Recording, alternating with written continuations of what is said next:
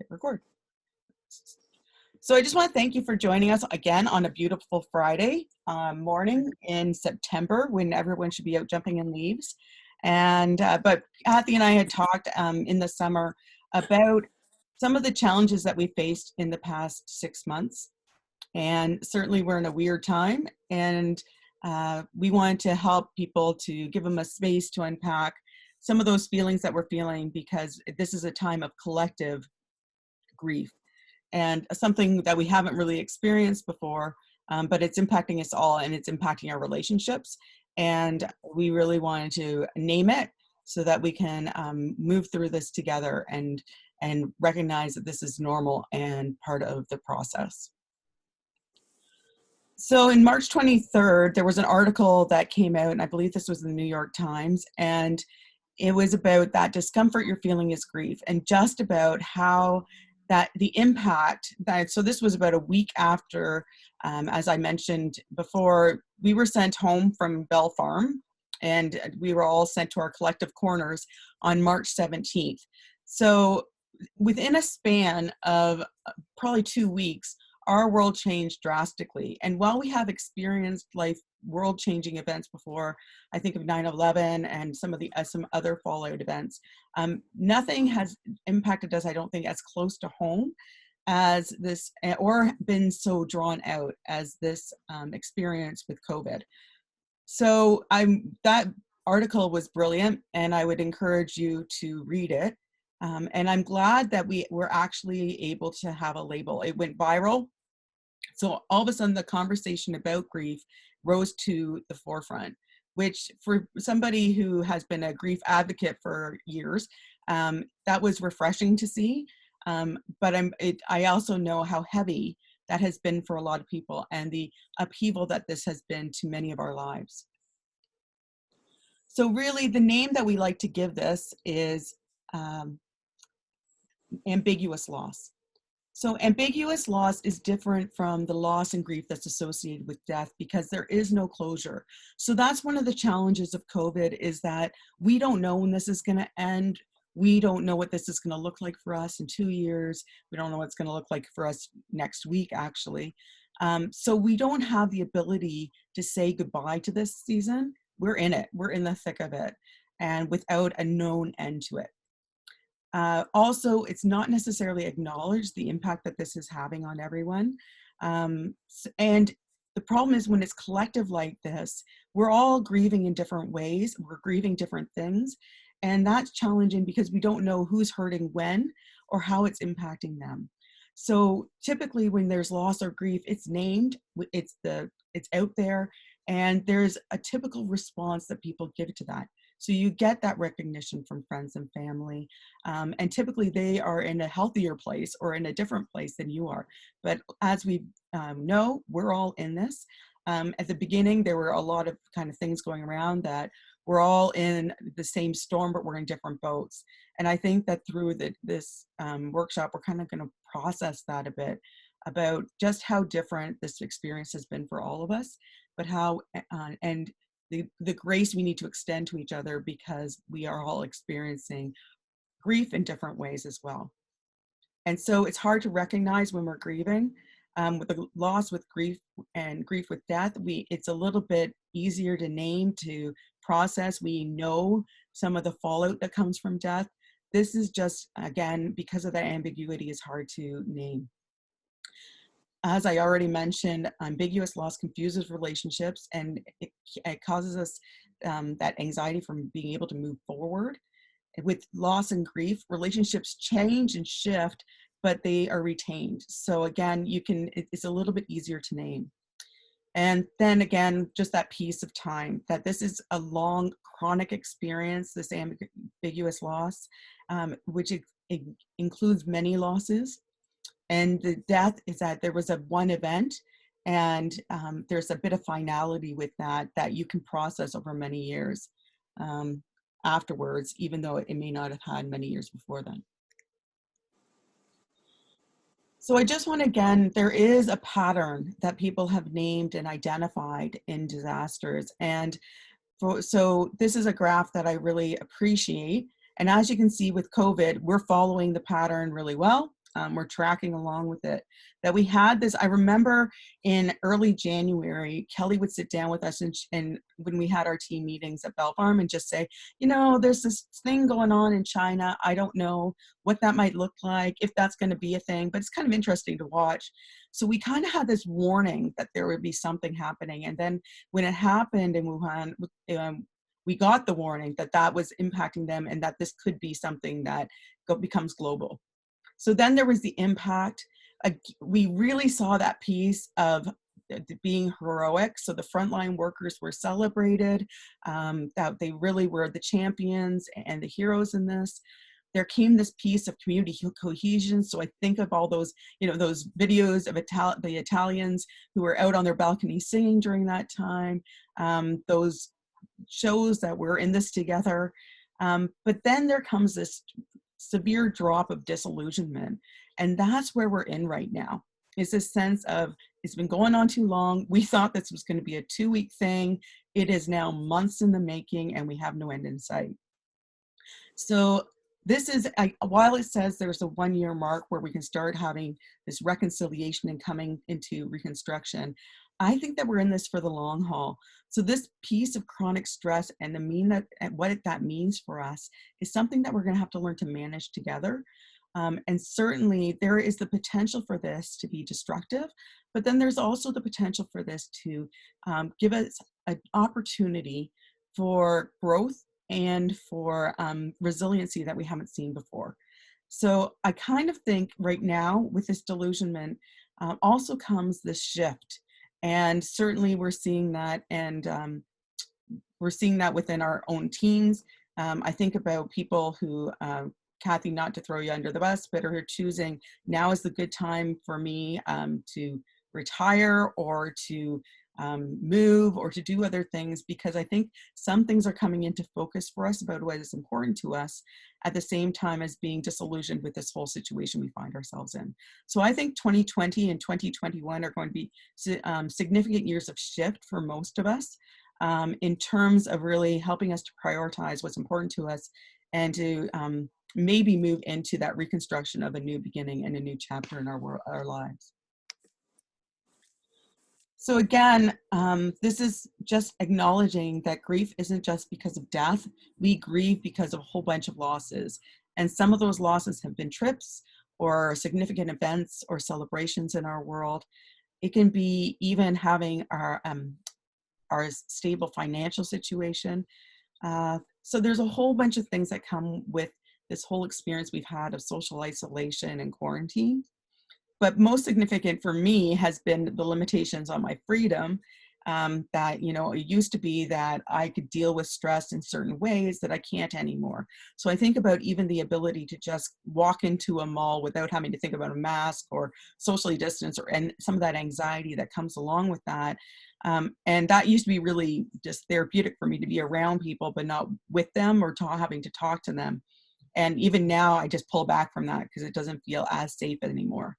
And time with loved ones has, for me, been significantly impacted. While I have my bubble and I love it, I'm really thankful that I can, you know, be with my parents and with some of my family members. It's really impacted my ability to be with my friends, and because again, all of our priorities have had to shift, and being together just looks different. So the losses for everybody have looked different. And for some people, that's meant a loss of economic security. For some people, they've had health issues that haven't been addressed because of access to services, food security. And we can think of the early days where it was difficult to even find flour and meat. Again, losses because of friends and relationships, that loss of dreams. So I know so many people who had been planning weddings and graduation ceremonies, and those couldn't happen in the way that they had planned. So some of those dreams.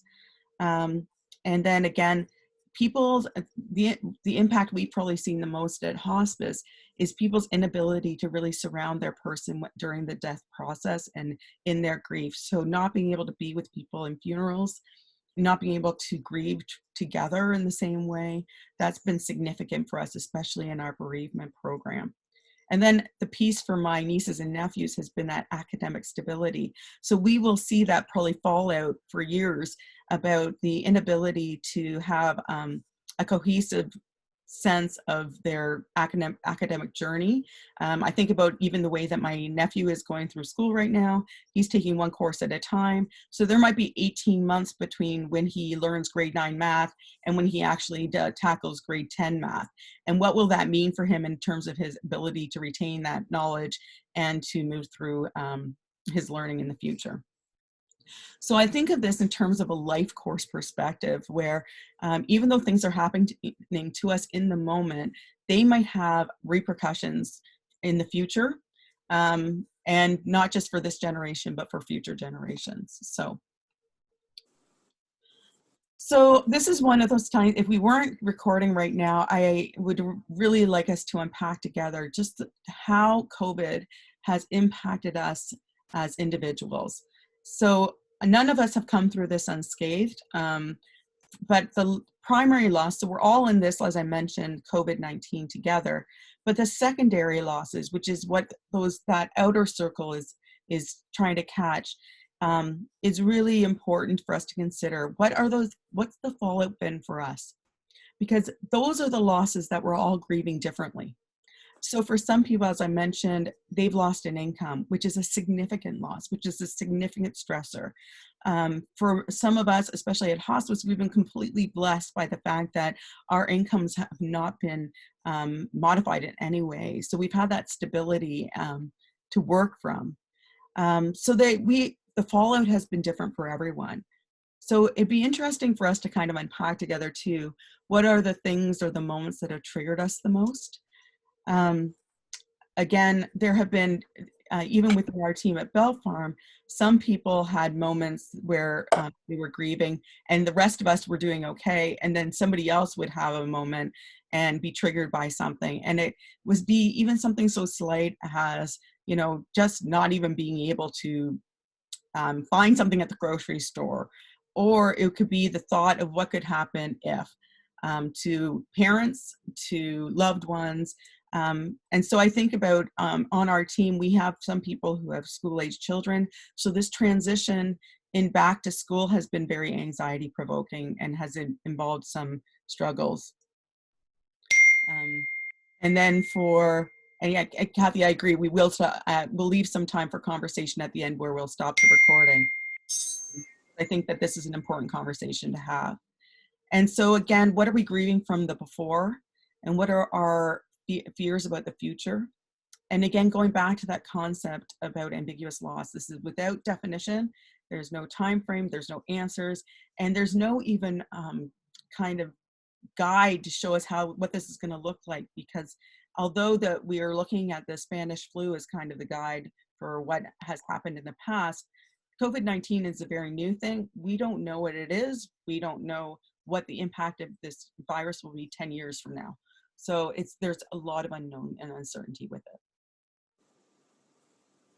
And so for many of us, this has been the loss of what is normal. So before, Costco was busy, but it was never as busy as line up around the block, around the building, really having to book in hours for shopping rather than, half an hour to get your chores done or things like that. I live in Aurelia, so our Costco lineups are not what they are in Barrie. This picture down below is a picture of Main Street and Markham, the day that they shut everything down. And as you can imagine, Markham is a epicenter. It's a pretty busy community. And as you can see, it was deserted. And never before had I ever seen anything like that. My sister took this picture and showed it to me. And then she also took the pictures of her local grocery store. So 6 months ago or 8 months ago, when you saw somebody wearing a mask, you would have thought, what's going on with them? Or are they robbing someplace? But now that's just our normal. And that transition has been so strange for us. Now our meetings consist of seeing floating heads on screens. And used to be that we took for granted the hugs, we took for granted being able to be together in person and in close proximity. And I think for many of us, even that shift of watching TV shows from the past and just the transition, you know, you see people who are sharing food or they're sharing glasses and you're like, that's not normal anymore. So what was normal is not normal at the moment. So this is a short video that I love, because I think sometimes we forget that we are biological and physiological beings. So many of us get caught in grief and we think, I should be able to think my way out of this, or I should be able to just kind of get a grip on this. And I think it's important for us to remember that there are biological processes that are going on in us while we're under chronic stress, while we're grieving, that impact us, and that we need to be a little bit more aware of and give ourselves a little bit more space to let process. And I think we do a really crappy job at this. And so I would really like to unpack it. Some of these words are way bigger than I would ever say. So, but that's why I let the video do the talking for me. And when we're grieving a profound loss, I'm just going to pause for 1 second. I want to make sure that the video can share the sound. Okay. Sorry, I'm going to go back. or foggy, but moving through the stages of grief is natural and healthy. It helps you process your loss and begin to move forward over time.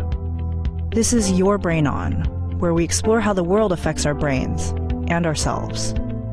The experience of grief is twofold: the immediate acute pain of the loss, and the months afterward as you mourn.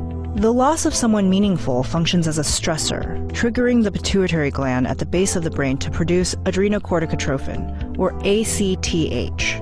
ACTH sends a signal to the adrenal gland to release cortisone, a stress hormone. Unlike, say, a temporary threat, grief is an intense, persistent stressor, so your body remains flooded with cortisone. That can cause your immune system to falter, making you feel run down. This is likely why some bereaved spouses fall ill soon after their partner dies. Even if the death of your loved one was expected, the actual event can still feel like a shock to the system. In the short term, a traumatized brain is bottom-heavy, meaning primitive areas, including the fear center, are overactive, adding to feelings of stress and despair. Meanwhile, higher cortical areas of the brain are underactive, like the anterior cingulate cortex, which helps regulate emotion. You may find it difficult to let go of minor annoyances or experience symptoms like increased heart rate for several minutes after you're startled. However, over time, the initial shock of the loss typically gives way to a deep sadness or depression as you continue to mourn. Depression can cause widespread changes across several parts of the brain, including the amygdala, which regulates sleep behavior and mood, and the hippocampus, which processes memory and regulates stress hormones. These changes disrupt core functions of our bodies and minds. As you grieve, you may find yourself sleeping too little or too much, forgetting things, or trapped in a brain fog. These feelings are difficult, but the acute pain doesn't last forever. Eventually, the sadness begins to lift at least a little bit, and then you may move on to feelings of anger or guilt before slowly moving toward acceptance of the loss. Experts agree the bereaved follow their own individual timelines, but in general, this three-stage process usually takes about a year. There are steps you can take to feel better as you go through the grieving process. Talk therapy can be a major help. This might be group bereavement meetings or cognitive behavioral therapy, which can redirect negative thoughts. Aerobic exercise can improve mood, memory, and thought processing. Talking with friends about the person you lost can be a great comfort too. Studies show long-term grief actually activates neurons in the reward centers of the brain. And recalling the time spent with those who have died reminds us that the memories still live on.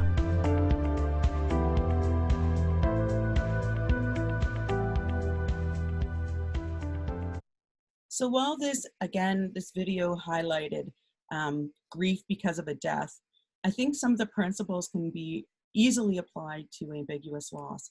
Is that piece of chronic stress that releases cortisol, which then impacts how we function and our fear center. And so I think that that's the piece when we're going through this collective grief that we have to be aware of and hold kind of at the forefront of our mind, is that many of us are going to experience this. We're going to experience memory loss. We're not going to be as on the ball with our tasks as we normally would be. Our sleep might be hindered. We're going to have very short periods of we might be a little bit edgier than we usually are. And the problem is that because we're going through this all together and because our coping mechanisms have been altered, this becomes a really challenging season to go through. And so we have to think about what is it that we can do to be well as we move through this season, which again, we don't know how long it's going to be.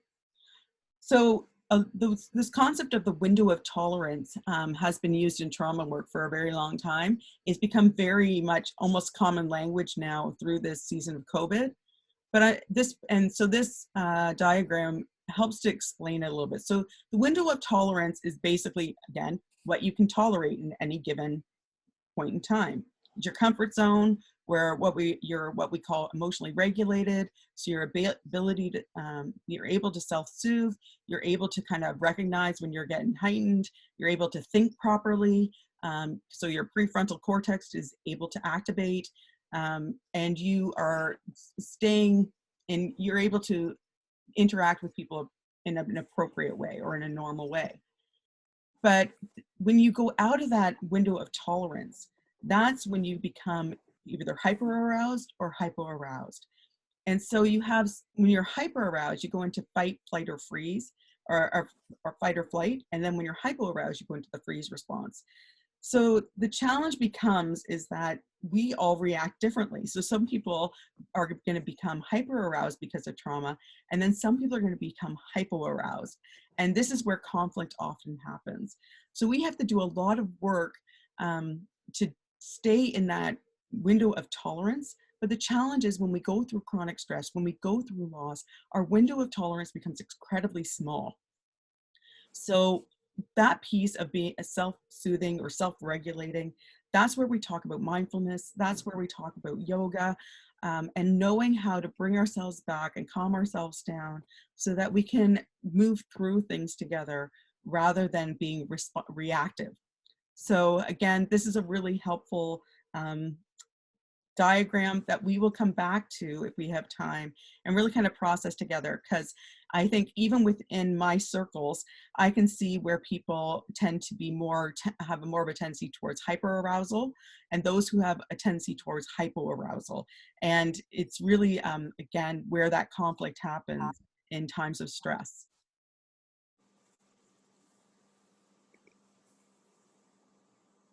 And so again, that piece of feeling like you're under attack. So when the fear part of our brain, when the fear response is activated, we can quickly go into a threat-based mindset rather than being in a learning mindset. So sometimes when we're in a learning mindset, when we're in that window of tolerance, we're able to listen, to learn, to speak, to do. We are responsive rather than being reactive. But when we're moving from a threat-based mindset or a scarcity mindset, we can go from fight, flight, freeze, or fawn. And you can see this. You can see this kind of acting itself out in COVID. So the fight response would be, you are wrong, I am right. You can see that with the whole mask situation, with people feeling threatened because their rights are being taken away, with closures, and with not being able to access some things. The flight, so let's talk about something else. You know, everyone knows people who are just trying to divert from the conversation. The freeze, so people who just completely shut down. And then you know people who fawn, and those are people who are, you know, kind of bouncing around and everything's okay, and we can do this and we'll get through this, but it's not coming from a genuine place. It's it's actually out of a threat-based response. And another thing I wanted us to really take into consideration as we talk about the stress that we're under because of COVID is the fact that life has its own stresses in and of itself. And this is a stress inventory tool that I use. I don't think it's really evidence-based, but it really helps people to keep into perspective and do a bit of an inventory about their own stresses in their lives of just major life events. So the death of a spouse has a value of 100, and it goes down to even, you know, minor violations of the law, which has a score of 11. Now, when I do this with people who are grieving, I ask them to come up with their score. And what you can't see is that there's a scale, and that if you have a score over 300, that you're at severe risk for a physical illness. And that if you have a score that's over 150, then you actually are at risk again. You're at about 50% risk of having a major health issue or crisis in the next year.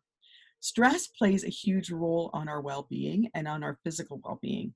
And so while some people are wondering why they're not coping so well, it could be because they have a lot of secondary losses that are going on, and also that they have just the normal stuff of life compounded by the impact of COVID.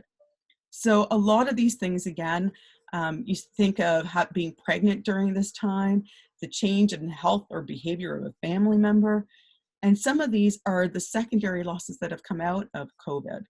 So I think that this is a really important tool for just reframing for people that this isn't just one thing that we're kind of moving through. This is impacting our well-being in a number of different areas. And if we don't name it, if we don't take time to acknowledge that these are real issues that are going on in our lives and real changes, it can be detrimental to our long-term health and well-being. But that doesn't mean that this is all doomsday. So this is a diagram that was written. It's the hero's journey. It's a concept that was developed by Joseph Campbell through his book, The Hero Wears a Thousand Faces. And so what Joseph Campbell did was just recognize that in every culture, there was this theme of this journey. Whether it was the Christian story, whether it was in Judaism and in the Torah, whether it was in just every indigenous culture had this story of the hero starting out on a call to adventure, meeting someone, crossing the threshold from the normal world to the unknown, having some trials and failures, learning new skills, and then having this kind of revelation and rebirth and resurrection almost. So he comes back to the normal world being changed. And I think that's the invitation for us in this season, is that we can look at it as being the death of a lot of things, or we can look at this as being an opportunity to grow. And that's the concept of post-traumatic growth that I think is available to us in this. It's not easy. So if you look at any kind of story, the problem is that there are deaths that happen. There are losses that happen. But again, that's part of this transformative process that we go through so that we can change and actually come back to our normal world with gifts to give.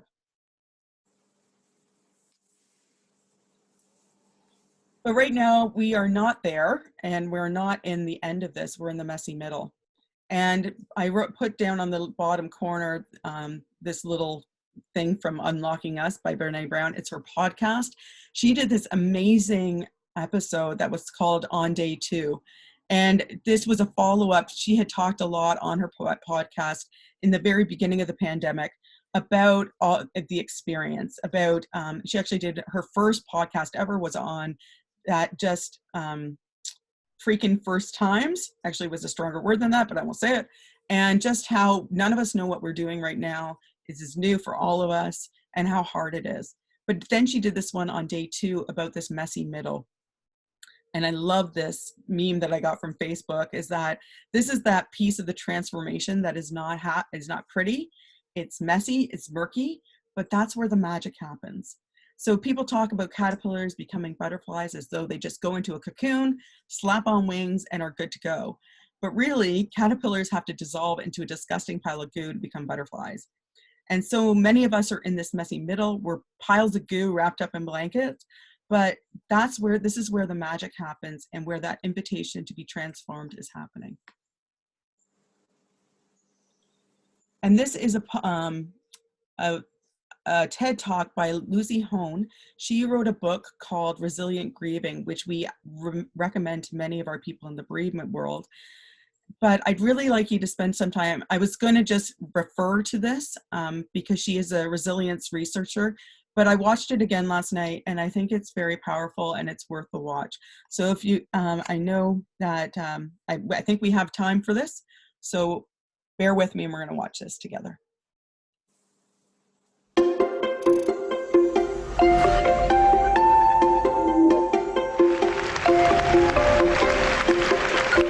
So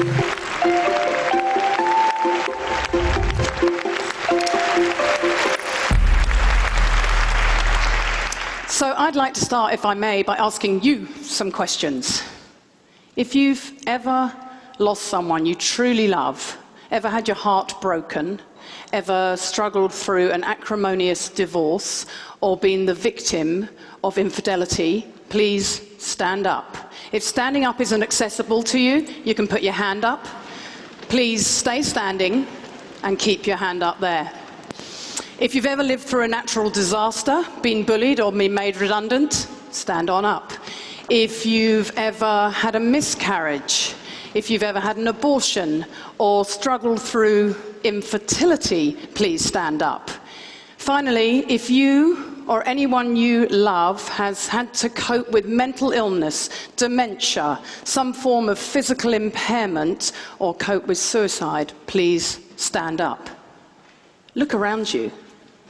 Adversity doesn't discriminate. If you are alive, you are going to have to, or you've already had to, deal with some tough times. Thank you, everyone. Take a seat. I started studying resilience research a decade ago at the University of Pennsylvania in Philadelphia.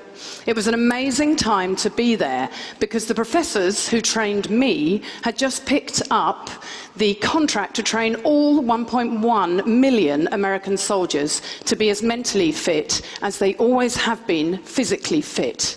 As you can imagine, you don't get a much more skeptical, discerning audience than the American drill sergeants returning from Afghanistan.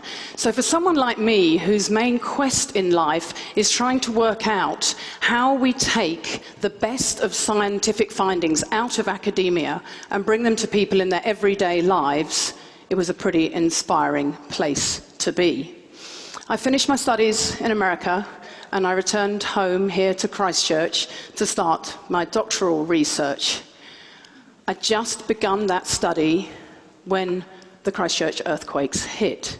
So I put my research on hold, and I started working with my home community to help them through that terrible post-quake period. I work with all sorts of organizations, from government departments to building companies and all sorts of community groups, teaching them the ways of thinking and acting that we know boost resilience. I thought that was my calling, my moment to put all of that research to good use. But sadly, I was wrong. For my own true test came in 2014, on Queen's birthday weekend. We and 2 other families had decided to go down to Lake Ohau and bike the Alps to Ocean. At the last minute, my beautiful 12-year-old daughter, Abby, decided to hop in the car with her best friend, Ella, also 12, and Ella's mum, Sally, a dear, dear friend of mine. On the way down, as they travelled through Rakaia on Thompson's track, a car sped through a stop sign, crashing into them and killing all 3 of them instantly. In the blink of an eye, I find myself flung to the other side of the equation, waking up with a whole new identity. Instead of being the resilience expert, suddenly I'm the grieving mother, waking up, not knowing who I am, trying to wrap my head around unthinkable news, my world smashed to smithereens. Suddenly, I'm the one on the end of all this expert advice. And I can tell you, I didn't like what I heard one little bit.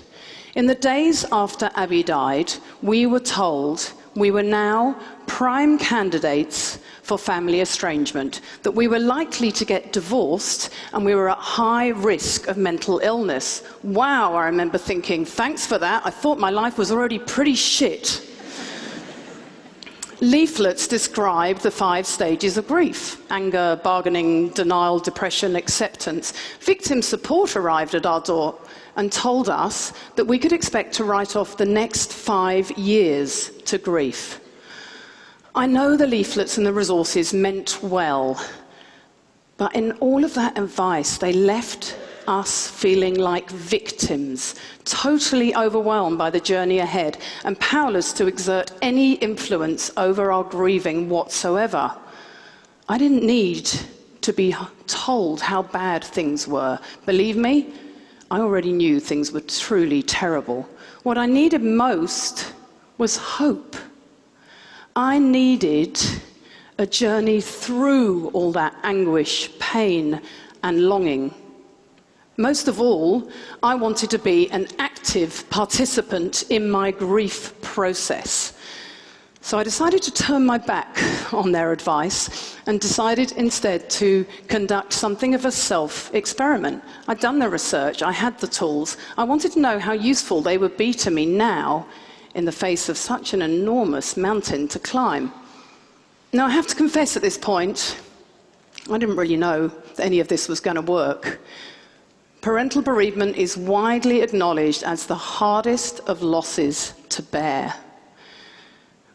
But I can tell you now, 5 years on, what I already knew from the research, that you can rise up from adversity, that there are strategies that work, that it is utterly possible to make yourself think and act in certain ways that help you navigate tough times.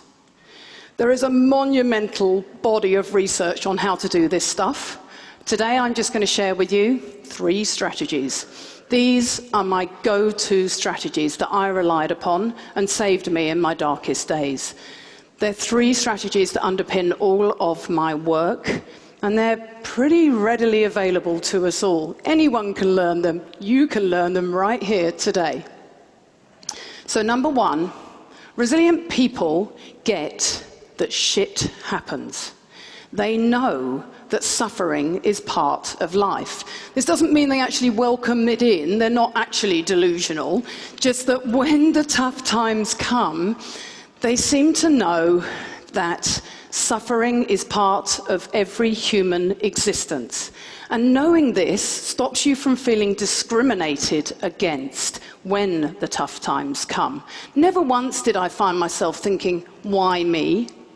In fact, I remember thinking, why not me? Terrible things happen to you just like they do everybody else. That's your life now, time to sink or swim. The real tragedy is that not enough of us seem to know this any longer. We seem to live in an age where we're entitled to a perfect life, where shiny, happy photos on Instagram are the norm, when actually, as you all demonstrated at the start of my talk, the very opposite is true. Number 2, resilient people are really good at choosing carefully where they select their attention. They have a habit of realistically appraising situations and typically managing to focus on the things that they can change and somehow accept the things that they can't. This is a vital, learnable skill for resilience. As humans, we are really good at noticing threats and weaknesses. We are hardwired for that negative. We're really, really good at noticing them. Negative emotions stick to us like Velcro, whereas positive emotions and experiences seem to bounce off like Teflon. Being wired in this way is actually really good for us and served us well from an evolutionary perspective. So imagine for a moment I'm a cave woman and I'm coming out of my cave in the morning and there's a saber-toothed tiger on one side and a beautiful rainbow on the other. It kind of pays for my survival for me to notice this tiger. The problem is we now live in an era where we are constantly bombarded by threats all day long. And our poor brains treat every single one of those threats as though they were a tiger. Our threat focus, our stress response is permanently dialed up. Resilient people don't diminish the negative, but they also have worked out a way of tuning into the good. One day, when doubts were threatening to overwhelm me, I distinctly remember thinking, no, you do not get to get swallowed up by this. You have to survive. You've got so much to live for. Choose life, not death. Don't lose what you have to what you have lost. In psychology, we call this benefit finding.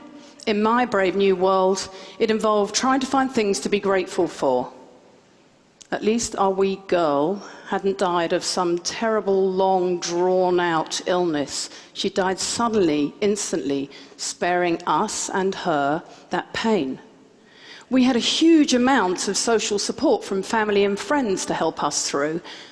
And most of all, we still had two beautiful boys to live for who needed us now and deserved to have as normal a life as we could possibly give them.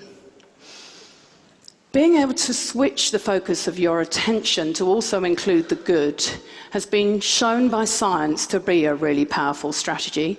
So in 2005, Marty Seligman and colleagues conducted an experiment, and all they asked people to do was think of 3 good things that had happened to them each day. What they found over the 6 months course of this study was that those people showed higher levels of gratitude, higher levels of happiness, and less depression over the course of the 6-month study. When you're going through grief, you might need a reminder, or you might need permission to feel grateful. In our kitchen, we've got a bright pink neon poster that reminds us to accept the good. In the American Army, they framed it a little bit differently. They talked to the army about hunting the good stuff. Find the language that works for you, but whatever you do, make an intentional, deliberate, ongoing effort to tune into what's good in your world.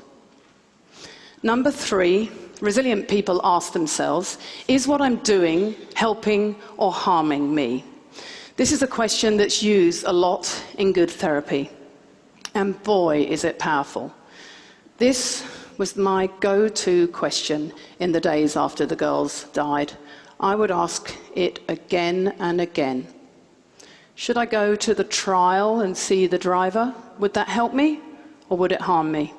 Well, that was a no-brainer for me. I chose to stay away. But Trevor, my husband, decided to meet with the driver at a later time. Late at night, I'd find myself sometimes poring over old photos of Abby, getting more and more upset. I'd ask myself, really? Is this helping you, or is it harming you? Put away the photos. Go to bed for the night. Be kind to yourself. This question can be applied to so many different contexts. Is the way I'm thinking and acting helping or harming you in your bid to get that promotion, to pass that exam, to recover from a heart attack? So many different ways. I write a lot about resilience, and over the years, this one strategy has prompted more positive feedback than any other. I get scores of letters and emails and things from all over the place of people saying what a huge impact it's had on their lives. Whether it is forgiving family, ancient transgressions, arguments from Christmases past, or whether it is just trawling through social media, whether it is asking yourself whether you really need that extra glass of wine, asking yourself whether what you're doing, the way you're thinking, the way you're acting is helping or harming you, puts you back in the driver's seat. It gives you some control over your decision-making. 3 strategies, pretty simple. They're readily available to us all, anytime, anywhere. They don't require rocket science. Resilience isn't some fixed trait. It's not elusive that some people have and some people don't. It actually requires very ordinary processes, just the willingness to give them a go. I think we all have moments in life where our life path splits and the journey we thought we were going down takes some terrible veers off to some terrible direction that we never anticipated and we certainly didn't want. It happened to me. It was awful beyond imagining. If you ever find yourselves in a situation where you think, there's no way I'm coming back from this, I urge you to lean into these strategies and think again. I won't pretend that thinking this way is easy, and it doesn't remove all the pain. But if I've learned anything over the last 5 years, it is that thinking this way really does help. More than anything, it has shown me that it is possible to live and grieve at the same time. And for that, I will be always grateful. Thank you. Thank you.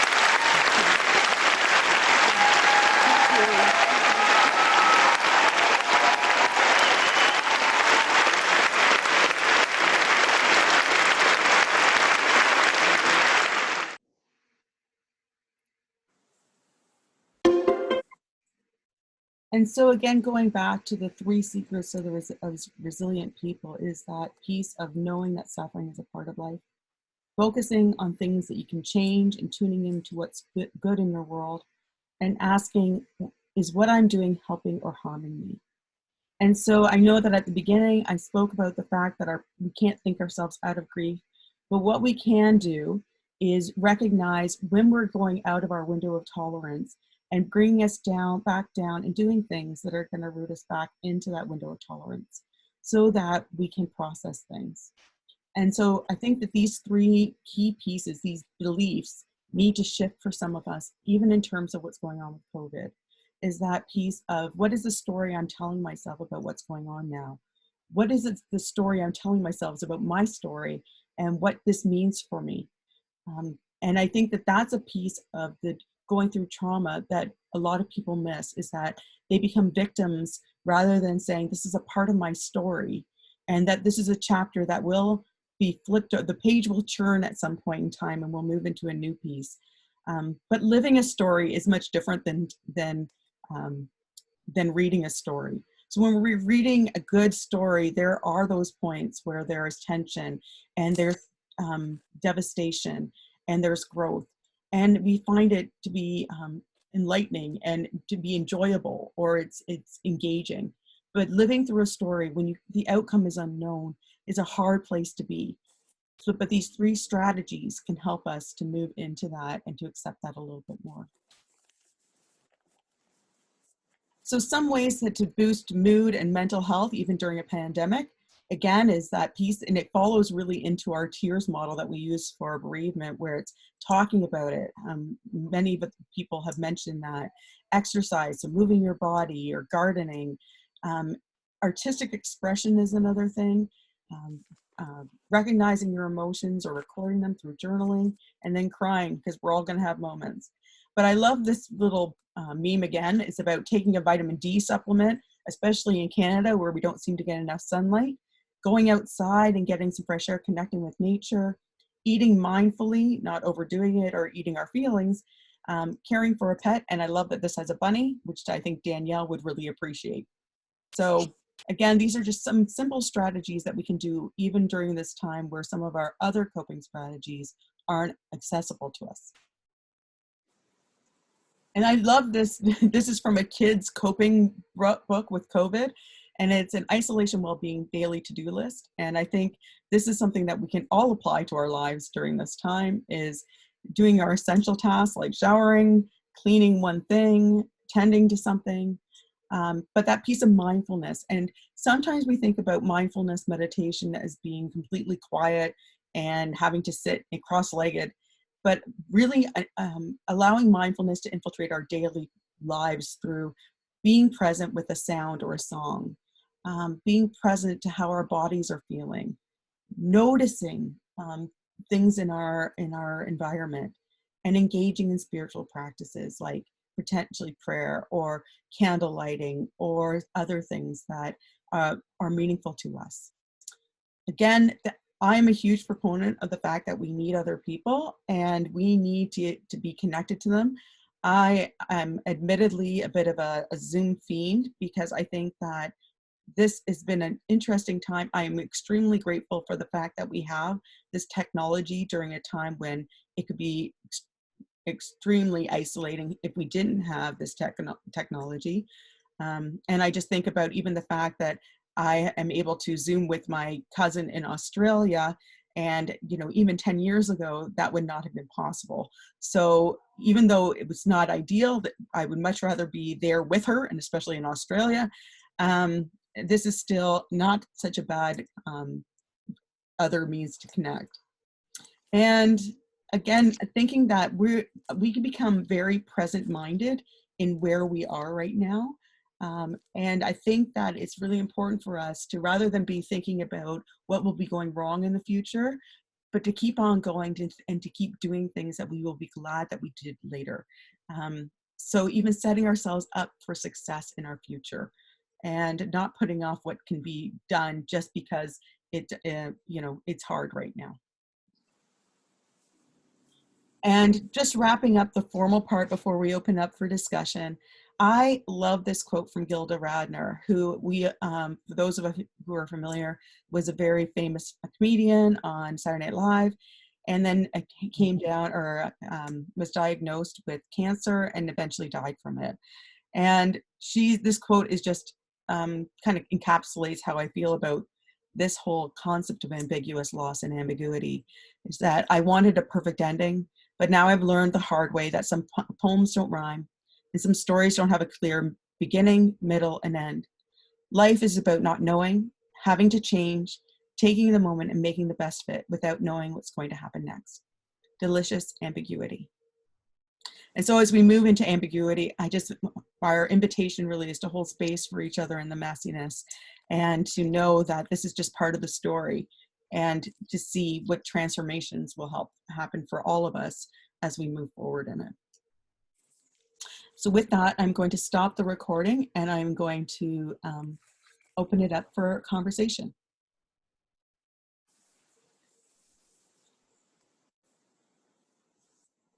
Just a moment as there